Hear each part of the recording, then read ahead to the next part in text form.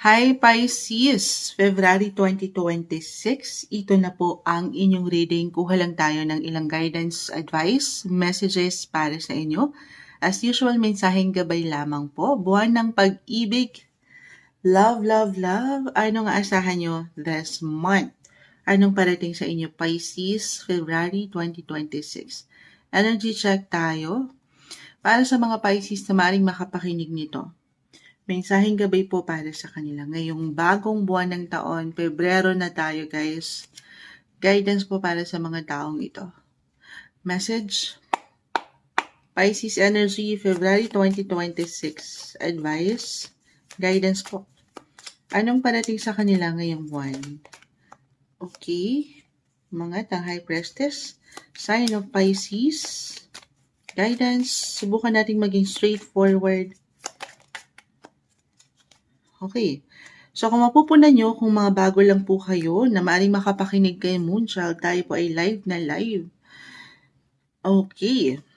So may ilang nakabaliktad na barahan, no?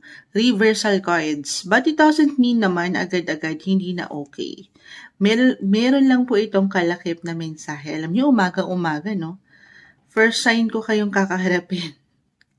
Nagbabakil pa ang Moonchild. Kulang pa sa kape. Pero good morning.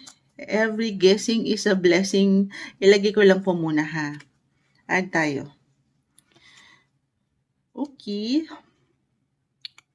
Pisces, February 2026. I'll be honest, may pagka-low-key yung energy. Very private. Tahimik lang. Para dito muna kayo. Very quiet. Dito lang kayo sa gilid. Sa gilid, hindi. Parang low-key yung mood nyo. Okay. Para bang gusto niyo may pagkakalma. Or meron ba kayong pakiramdam na gusto lang munang mapag-isa? Na okay lang naman. Okay, it's okay to step back dito sa ilang connections or sa limelights. Ayan. So, very important this month, Pisces, to listen. Listen to your intuition. The High Priestess ay narito. Wala. Feeling ko the moon yun. Napakaliit po kasi ng deck na ating ginamit ngayon. Ito yung pinakamaliit na deck. Pakita natin sa... Ayan. Napapasilip ako. Bilang nanlalabo na po ang mata ni Moonchild. Pero, it's okay to pause. It's okay to step back. Ayan.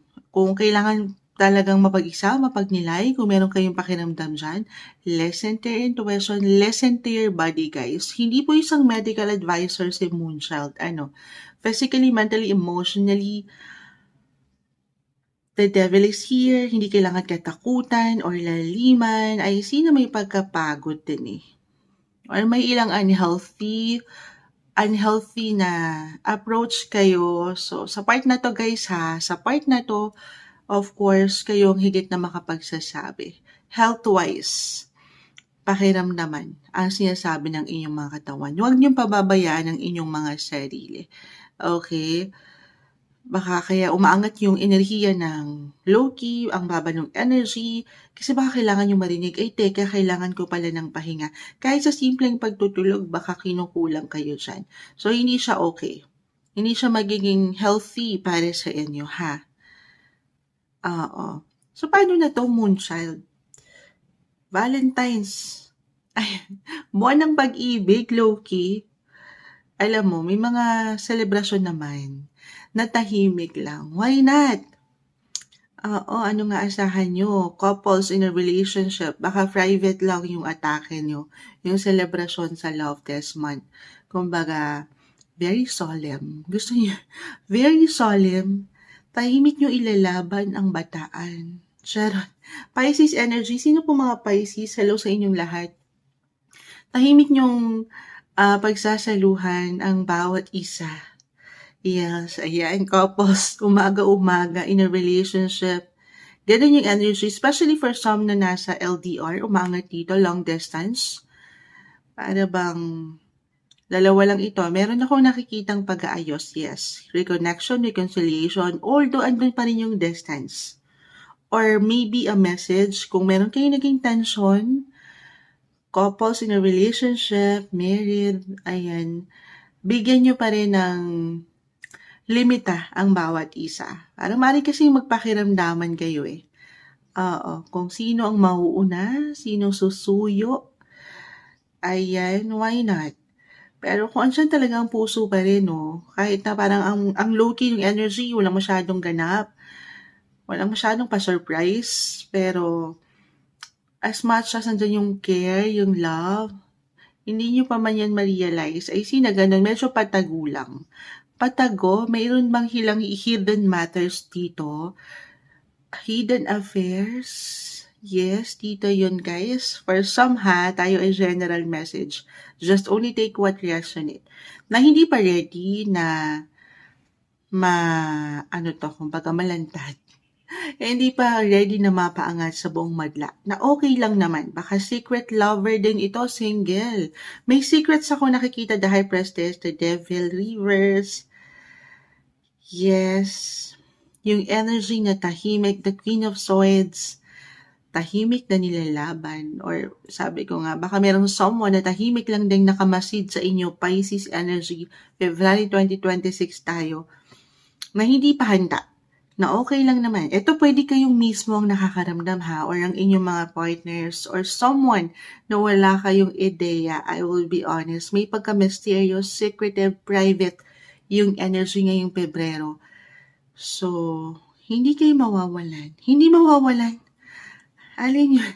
Kahit na sa mga pagkakataong tahimik lang ang buwang ito, Valentine's, ayan, heart month, love month, pero hindi nyo pa man yan maisip, may someone na nakasilay, higit kayong tahimik lang na umiibig, na attract.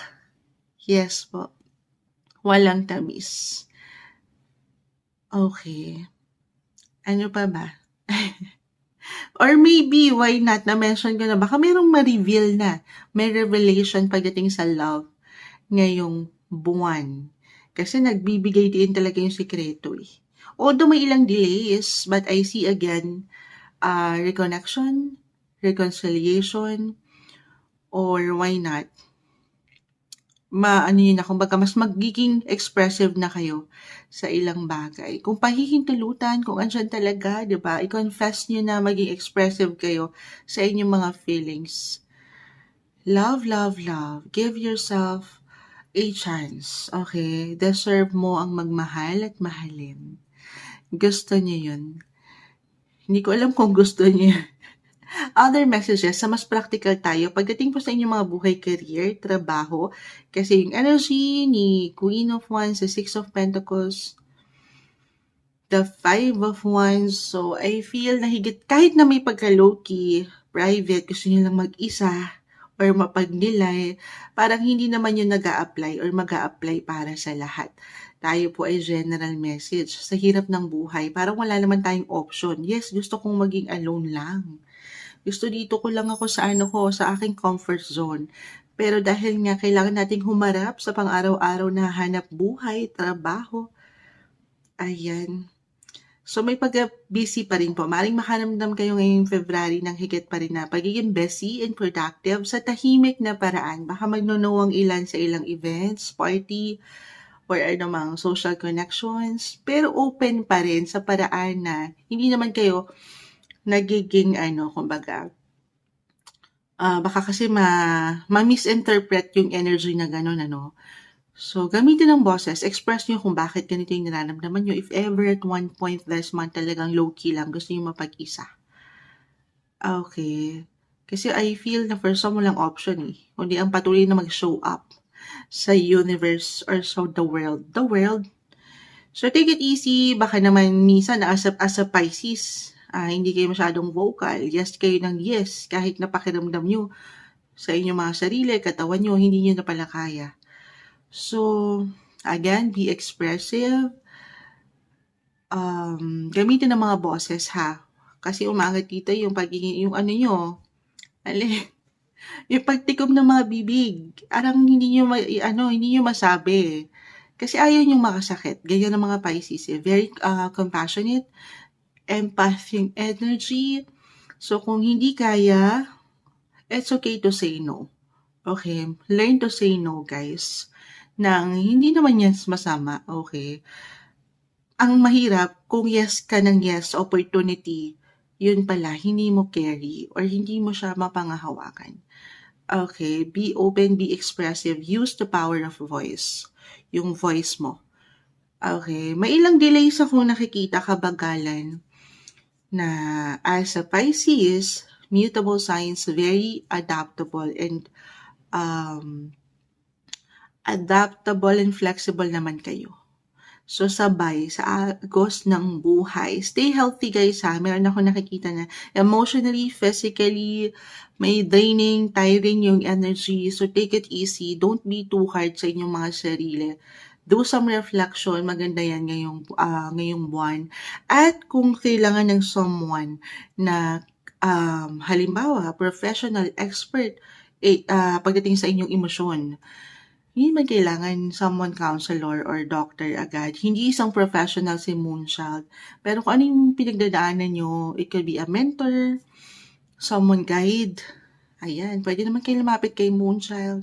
Parang hindi kayo nag-iisa. Kapag nag-highlight, especially sobrang mag-a-apply guys, itong ilang bumabagsak sa inyong baraha. Pisces energy, ngayong February, nag-highlight ang inyong mga 12th house. It's all about solitude talaga, endings for new beginnings, hindi kailangan katakutan, laliman yun. Meron kayong kailangan i-release. Ito yung ilang unhealthy habits or unhealthy approach nyo sa pag-ibig man, relasyon, or sa inyong mga katawan.